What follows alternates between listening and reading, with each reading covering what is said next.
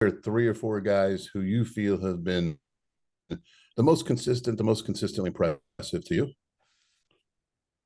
Well, that's really hard to say because we've been all over the board a little bit, but I would probably say Gallo started out being the most consistent. Uh, McKenzie's been pretty solid. Um, and everybody else is just trying to grow together and trying to figure it out. So, I haven't had any what I like to see really major bright spots, but I've had a lot of good spots where guys have played in spurts that, lets me know that we just got a ways to go in terms of putting things together. All right, Randy, go with your second, and then Alex. Yeah, and then the second one, I just wanted to check in on McKenzie, sort of just how you're going to handle that, and is he going to be playing the exhibitions here coming up? He will be playing. He's been practicing, and all that's behind us. We got to move forward. All right, Alex and Zach.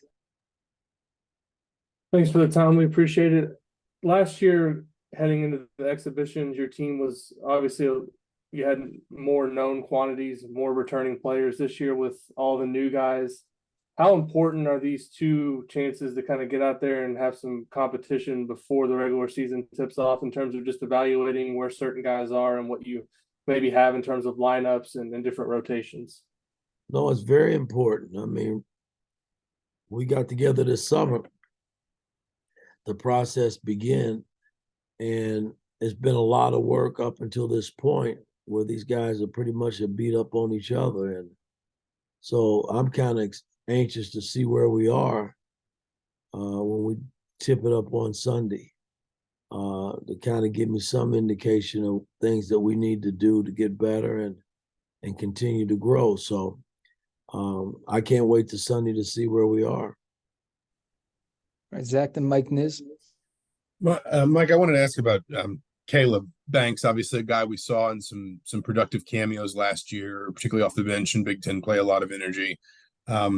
Just how have you seen him expand his game as maybe a guy that has the potential to do a lot of different things, play different positions, defend different positions? Just kind of what have you seen from him from maybe, the end of the Miami game last year to this point?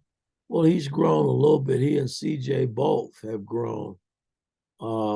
Even Malik, but I need more. And right now, Caleb has been kind of hampered with the growing pull, so he's kind of been on the sideline the last week and a half. So we kind of gradually bringing him back slowly because that's something that can be nagging all year, and I don't need that. So I need him healthy and ready to go. I don't know if we'll play him on Sunday, but him and CJ and Malik are used to this season, man. I mean, I'm going to need them to play at a much higher level than that they played in the past.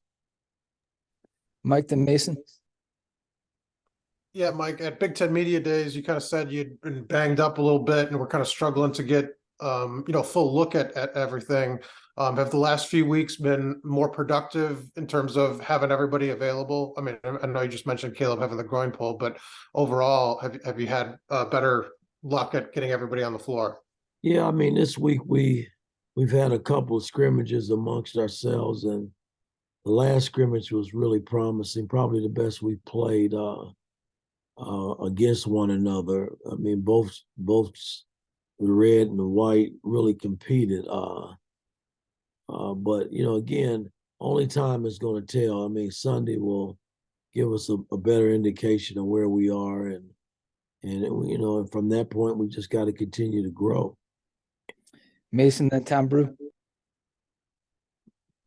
Yeah, Coach, I wanted to ask about Gabe Cupps, specifically leading that second unit with Ja'Kai out and him kind of being your only freshman guard in the backcourt.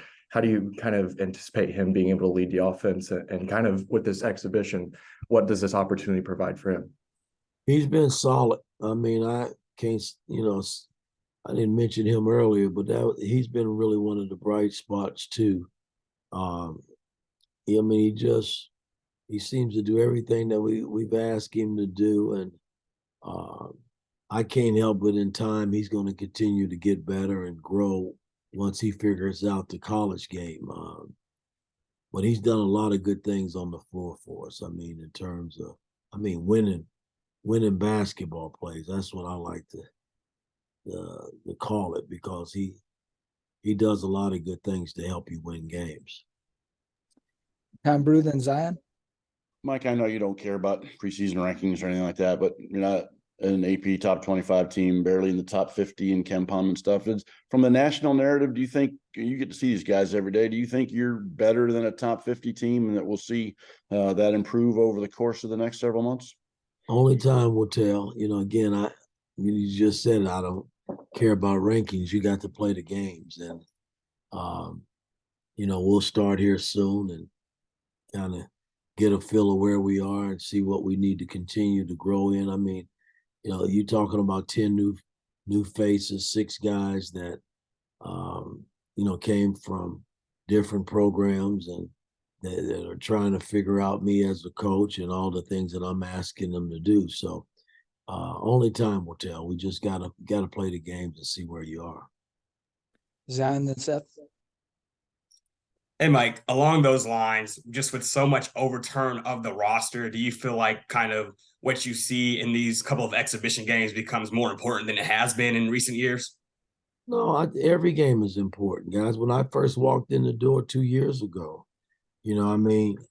these guys didn't know me, and you putting a system in place. Every game is important. I came back with the same, pretty much the same group last year, and you go out and you play, and you try to see if you guys have gotten better, individually as well as a team, and so every game is important. I don't care if these 2 scrimmage games; those are important games for our ball club to grow and get better and see where you are as a team. Seth and Ty Golden. Mike, I'm wondering how X has kind of held up through preseason. Obviously, he spent a lot of time, rehabbing that injury and getting back to 100% over the summer. Have you seen him been able to kind of grow his game anywhere from the player he was last year? X, everything is in place for X. I just need X to lead more. That's all he needs to think about doing. His game will take care of itself based on the fact that he's got experience at the college level now, and he knows what I'm about. He's got the speed as a point guard. I mean, he can defend. He can score the ball. I mean, there's nothing X can't do. I just need him to lead more and make sure and guys are getting better around him, and he's holding people accountable. That's what captain's supposed to do. Todd and Jim Coyle. Mike, it's the proverbial first game you get to see a lot of players against a real opposition. Is it any more important for any of these first-year guys, whether they're transfers or freshmen, on Sunday than it is for anybody else to see what they can do against somebody else? I think as a team, it's for everybody. CJ and Caleb and Malik didn't play a whole lot of minutes last year, so it's just as important for those guys as well as the new guys that have come in. I mean, we've done a lot since this summer getting together, and so now from a coaching standpoint, my staff and I, we want to see, if they've attained a lot of the things that we've taught them, and does it carry over into a real game. So only time will tell, that we can see where we are as a ball club. Jim Coyle and Jack. Hey, Mike, how are you, sir? Good, and you? Good. Thank you very much. Early on, age was something that was used against you in regards to recruiting and being able to relate to today's player. But do you think that maybe because of your NBA experience and today's players seems more mentally inclined to think like a professional has been a big help in getting in reaching these guys as successfully as you have? And then the second part, there's also a family aspect to recruiting. How does it feel about to be a grandfather probably within days? Well, only you guys was worrying about the age. That was never a factor when I came in the door. I've been coaching a long time, and And, you know, I'm healthy enough to coach. Mentally, I'm sharp enough to coach. So I didn't have a problem coming back to Indiana. That was you guys saying that I was too old and couldn't recruit. And you have to recruit some in the pros, gentlemen, when you're going after free agencies. And some of the same things I'm doing now, I had to do at the pro level.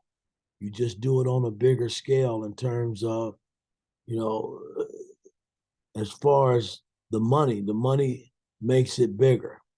And so you got to make sure that you're doing your due diligence when you're recruiting a free agent or getting ready to make a trade, that you know what the hell you're doing, because it could bite you in the butt. So it's no different than, you know, coming to college and you know, having to deal with them. You're dealing with parents in the pros, you're dealing with their handlers in the pros, their agents. It's the same shit that you're going through now, that I'm going through now, I did in the NBA, but you guys wouldn't know that because you weren't there. So I felt good about my position coming in. My thing was just being able to sit at the table with the best players that are out there. You know, that's how I was.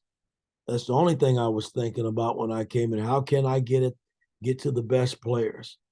And, you know, and my coaching staff, they gave me their opinions about it early on and saying, hey, you got to wait your turn. Well, I didn't feel as though I had to wait my turn. Just get us to the table and let's see what happens. And that's, you know, we've had some pretty good success being able to recruit and talk to some of the top players. We haven't gotten them all, and you're not. You're going to win some, you're going to lose some. But hell, if you never get an opportunity to talk to the best players, it's not going to work as far as I'm concerned. And as far as being a granddaddy, I'm happy as hell. As you know, that's 2 weeks away, and I'm looking forward to that. All right, Jack, last one. Hey, Mike, a couple weeks ago in Minneapolis, you mentioned that Khalil Ware and Anthony Walker had been dealing with some minor injuries. I guess, how are they doing, and do you expect to have them Sunday for the exhibition? No, everybody is healthy except right now Caleb Banks and Jakaya. You know, those two guys won't play on Sunday. I mean, Banks could play if I wanted to play him, but I'm just, you know, this growing thing. I've dealt with players that have had growing pools, and you know, those and calf pulls, things like that is nagging. And if you don't watch it closely and rehab right, you know, it could be a problem all season. And I'm gonna need Caleb Banks. So we might not play him on Sunday for sure. All right. Thanks, Coach. Okay, guys. Thank